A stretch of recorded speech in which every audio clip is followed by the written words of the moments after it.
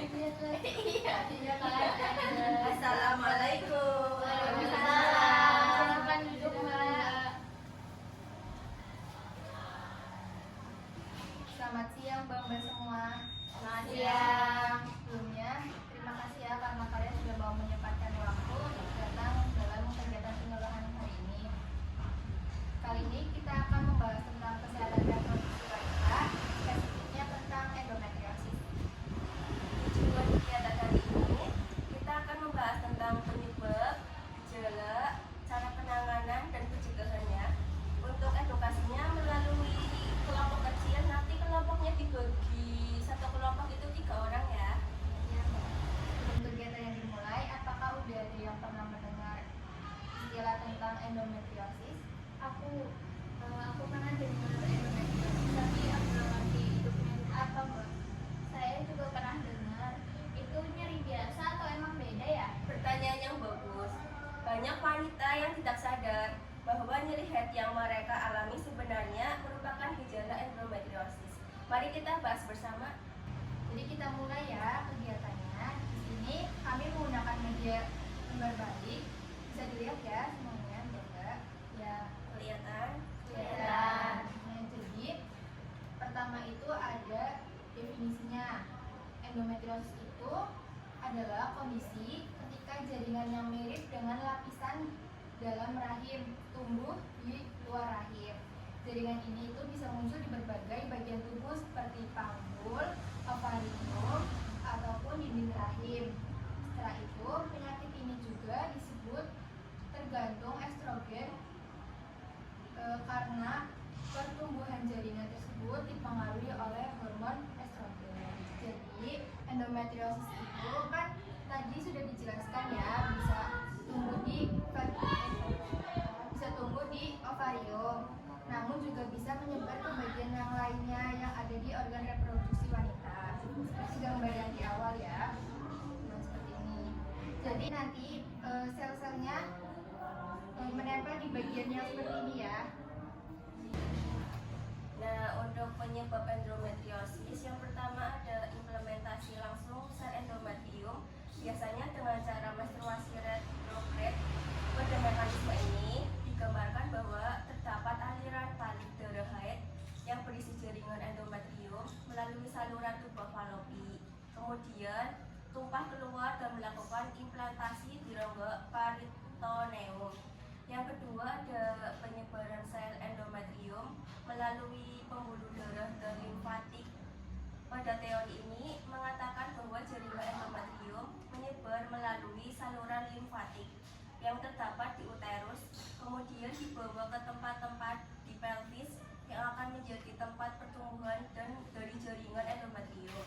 Nah, yang ketiga ada metaplasia plomik dari sel-sel multipotensial di rongga peritoneum. Teori ini mengemukakan bahwa endometriosis berasal dari sel ekstrauterin yang secara abnormal melalui transdiferensiasi atau transformasi menjadi sel endometriosis yang dalam kondisi tertentu sel-sel ini dapat berkembang menjadi jaringan endometrium yang fungsional. Kemudian hormon endometriosis dikenal sebagai estrogen dependent disease. Kejadian endometriosis sebagian besar didapatkan pada perempuan usia reproduksi dan tidak terjadi pada perempuan usia pasca menopause yang sudah tidak memproduksi hormon estrogen. Kemudian inflamasi dan stres oksidatif.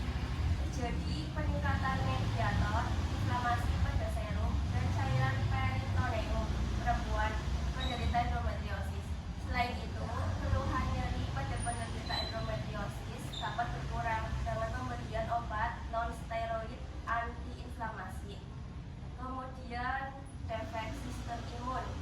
Kemampuan jaringan endometrium untuk mampu bertahan hidup di lokasi ektopik diduga berhubungan dengan respon imun penderita yang abnormal. Belum diketahui secara pasti apakah imunitas abnormal ini sebagai sebab atau akibat kejadian endometriosis. Nah, yang terakhir ada genetik.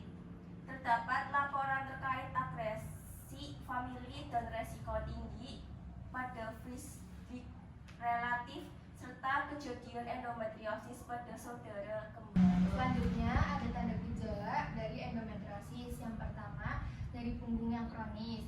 Kedua, ada disminor yang mempengaruhi aktivitas harian dan kualitas hidup. Yang ketiga, ada rasa nyeri hebat selama atau setelah berhubungan seksual. Setelah itu, ada infertilitas terkait satu atau lebih dari tanda gejala yang tadi sudah saya sebutkan. Yang tiga itu, setelah itu, gejala terkait periode menstruasi atau gejala siklus urinasi, terutama adanya darah di dalam urin atau nyeri saat kalian itu berkemih, berarti pada saat buang air kecil. Yang terakhir ada gejala terkait periode menstruasi atau gejala siklus gastrointestinal, terutama pada gerakan usus yang menyakitkan. Dan kemudian ada perawatan endometriosis. Yang pertama ada aromaterapi, yaitu metode penyembuhan dengan menggunakan minyak esensial dari sari tanaman yang beraroma khas seperti kamomil dan kayu cendana. Yang kedua, meditasi. Meditasi ini bertujuan untuk mengosongkan pikiran dan mengontrol emosi atau stres dengan mencari tempat tenang dan pejamkan mata selama 15 menit sebelum tidur. Yang ketiga ada yoga untuk meningkatkan imunitas, sirkulasi darah ke rahim, redakan nyeri dan kram dengan cara posisi badan membungkuk ke depan. Yang terakhir ada self hipnosis, dilakukan dengan memejamkan mata, duduk santai, fokus 5 menit 2 kali sehari. Tingkatkan durasi hingga 20 menit. Yang manfaatnya untuk mengontrol nyeri endometriosis, perbaiki hormon reproduksi dan memperkuat imun. Selanjutnya ada komplikasi pada endometriosis. Yang pertama ada infertilitas atau ketidaksuburan. Endometriosis ini dapat merusak tuba falopi yang menghambat pelepasan sel telur dan mengganggu pembuahan. Yang kedua, ada kista ovarium. Endometriosis ini dapat membentuk kista berisi darah berwarna coklat tua yang disebut coklat kis. Yang ketiga, ada nyeri panggul kronis, nyeri yang menetap akibat peradangan dan kelengketan. Nyeri ini juga terjadi di luar masa menstruasi dan mengganggu aktivitas sehari-hari. Setelah itu ada resiko kanker ovarium. Dalam jangka yang panjang, jaringan endometriosis itu kalau tidak ditangani sejak dini dapat berubah menjadi ganas dan meningkatkan resiko terkena kanker kista ovarium. Yang kelima ada kanker organ reproduksi. Jadi ketidakseimbangan hormon antara hormon estrogen yang tinggi dan hormon progesteron yang rendah.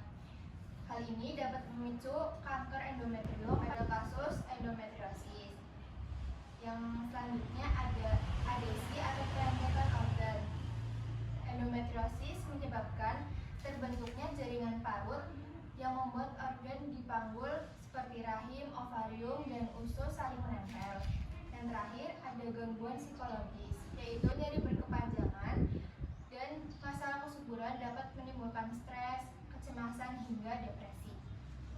Selanjutnya ada 6 pencegah endometriosis. Yang pertama, menjaga pola hidup sehat, yaitu seperti konsumsi buah, sayur, biji-bijian yang kaya serat dan antioksidan. Yang kedua, mengontrol kadar gula, seperti pengendalian kadar gula darah penting karena kadar gula darah itu tinggi terkait dengan inflamasi dan gangguan hormon yang dapat memperburuk kondisi endometriosis. Yang ketiga, mengontrol tekanan darah. Tekanan darah yang stabil membantu mencegah fungsi pembuluh darah dan aliran darah ke organ reproduksi. Yang keempat, menjaga kebersihan vagina. Menjaga kebersihan organ kewanitaan penting untuk mencegah infeksi yang bisa menimbulkan peradangan dan kondisi kronis, termasuk memperburuk endometriosis. Yang kelima ada tidak menaburi vagina dengan bedak saat vagina terasa fatal. Penggunaan bedak di area vagina dapat mengiritasi kulit dan membran mukosa, memperburuk kondisi katal dan meningkatkan resiko infeksi yang bisa memicu inflamasi pada organ reproduksi. Nah, yang keenam, yang terakhir, tidak berganti-ganti pasangan. Tidak berganti-ganti pasangan adalah langkah penting untuk mencegah infeksi menular seksual yang dapat menyebabkan peradangan dan kerusakan pada organ reproduksi yang berkontribusi terhadap resiko endometriosis. Sedikit penjelasan tentang endometriosis ya. Sekarang sesi diskusi ya. Untuk sebelah kiri saya kelompok A dan sebelah kanan saya kelompok B. Untuk waktunya 5 menit cukup? Cukup. Silakan dilakukan.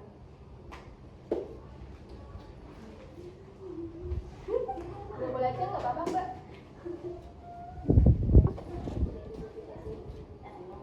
Jadi ini nanti topiknya sama ya antara kelompok A dan B, yaitu dampak endometriosis jika diteruskan terus menerus. Itu dampaknya apa? Terima kasih. Ya.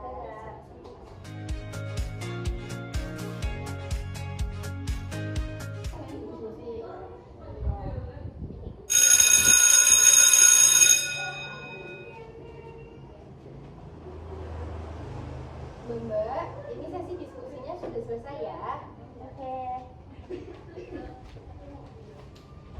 Baik, jadi untuk kelompok A apa hasil diskusinya? Nah, tadi kan sesuai sama topik yang kakak kasih ya, itu tentang gimana sih kalau endometriosis itu tidak ditangani. Nah, kalau dari kami tadi tuh hasil diskusinya itu dari kami ada kita kira, jadi kalau endometriosis itu tidak ditangani, itu akan berdampak pada aktivitas kita sehari-hari. Jadi kita jadi kesulitan untuk menjalankan aktivitas sehari-hari karena efek dari endometriosis tersebut dan nyeri yang dirasakan karena penyakit endometriosis tersebut. Benar sekali. Jadi endometriosis itu bisa mengganggu aktivitas mbak-mbak setiap harinya. Jadi untuk kelompok yang B hasilnya apa? Kami membaca kalau endometriosis itu bisa menyebabkan terganggunya kesuburan pada wanita karena menyerang organ reproduksi. Iya, emang betul sekali Mbak. Jadi endometriosis itu salah satu penyebab dari ketidaksuburan. Nah, endometriosis itu dapat ditangani dokter. Bisa memberikan obat hormonal, terapi nyeri, hingga tindakan operasi jika diperlukan. Jadi penting ya untuk kalian deteksi sejak dini dan periksakan apakah lebih cepat diobati itu lebih baik. Untuk selanjutnya sesi tanya jawab ya. Siapa yang ingin bertanya? Saya. Jadi kalau sakit waktu head itu pasti endometriosis atau bukan? Kalau head kan memang nyeri ya Mbak, tapi kalau nyerinya itu sampai kepanjangan, terus berangsur selama setiap bulan, terus mengganggu aktivitas sehari-hari, itu perlu diwaspadai ya. Itu berarti kan tanda-tanda endometriosis. Izin bertanya, saya itu kan kalau sering nyeri sampai susah beraktivitas, apakah itu harus diperiksakan? Iya Mbak, itu harus diperiksa karena nyeri yang sampai mengganggu aktivitas sehari-hari itu merupakan ciri dari endometriosis. Apakah itu bisa dicegah? Tidak bisa dicegah sepenuhnya, Mbak. Tapi bisa dikendalikan dengan pola hidup sehat, pengobatan teratur, dan deteksi dini. Baik, untuk sesi tanya jawabnya sudah selesai ya. Sekarang ada pertanyaan yang Mbak harus jawab untuk mengetahui seberapa jauh Mbak memahami tentang endometriosis. Oke, siapa yang bisa menyebutkan dari Pengertian dulu? Saya. Ya, coba. Oke. Jadi definisinya itu endometriosis adalah kondisi ketika jaringan yang mirip dengan lapisan di dalam rahim tumbuh di luar rahim seperti di bagian ovarium atau di sekitar organ reproduksi pada wanita. Selanjutnya penyebab. Siapa yang bisa menyebutkan? Penyebabnya hormon, genetik, dan inflamasi dan stres oksidatif. Selanjutnya tanda dan gejala. Aku. Jadi tanda dan gejalanya itu menstruasinya tidak lancar, nyeri punggung kronis, terus selama berhubungan seksual itu merasakan nyeri yang hebat. Selanjutnya perawatan, Saya bisa menggunakan aromaterapi, terus meditasi sebelum tidur, terus yoga dengan cara mengumpulkan posisi badan ke depan, terus self hypnosis. setelah itu komplikasi, siapa yang bisa memberikan? Saya. Jadi komplikasi dari endometriosis itu yang pertama bisa menyebabkan ketidaksuburan, terus dapat menyebabkan kanker pada organ reproduksi, terus juga dapat menyebabkan kista ovarium, dan yang terakhir juga karena bisa adanya gangguan psikologis, Mbak. Yang terakhir pencegahan. Saya yang pertama itu berperilaku hidup sehat, terus menjaga mengontrol kadar gula darah, menjaga mengontrol tekanan darah, jangan taburi vagina ketika jangan taburi bedak saat vagina merasa gatal, lalu tidak berganti-ganti pasangan. Iya, betul. Cukup sekian penyuluhan yang dapat kami sampaikan. Terima kasih atas kesempatannya dan keluangan waktu Mbak semua. Untuk penutupan, kita ada oleh-oleh sedikit buat dibawa pulang Mbak-mbaknya ya. Ini Mbak, Nanti tolong dibaca di rumah ya Mbak. Makasih. ya. Ini ada satu lagi untuk barang-barang ya Mbak. Baik, kalau begitu kami permisi dulu ya. Terima kasih atas waktunya. Terima kasih.